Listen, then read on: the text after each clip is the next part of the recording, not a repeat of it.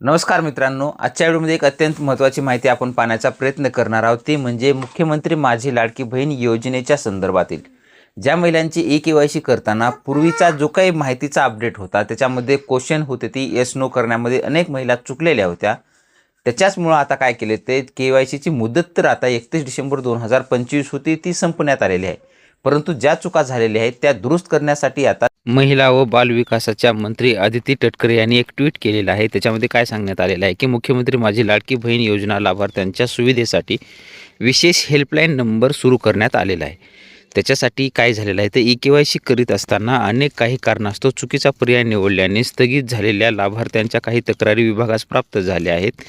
त्याच विभागाच्या तक्रारीचं अनुषंगानं शंकांचं निरसन करण्यासाठी फोनवर निवारण करण्यासाठी 181 या हेल्पलाईन नंबरवर मदत उपलब्ध करून देण्यात आलेली आहे। याबाबत संबंधित कॉल ऑपरेटर्सना प्रशिक्षणसुद्धा देण्यात आलेलं आहे। योजनेशी संबंधित सर्व तक्रारींचे शंकांचे निरसन 181 या हेल्पलाईन नंबरवरून करण्यात येणार आहे। तरी सर्व लाडक्या बहिणींनी तुमच्या ज्या काही तक्रारी असतील त्या 181 वर तक्रार करून सुविधेचा लाभ घ्यावा असं ट्विट करण्यात आलेलं आहे।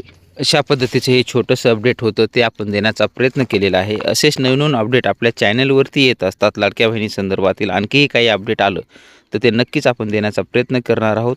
छोट्या पद्धतीची माहिती दिलेली आहे। अशा पद्धतीने तुम्ही तुमची तक्रार करून जर तुम्हाला पैसे येत नसतील तर नक्कीच या नंबरवरती कॉल करून तुमची समस्या मांडून त्यांचं निरसन तुम्ही करून घेऊ शकता। भेटूया नवीन माहितीसह नवीन व्हिडिओमध्ये।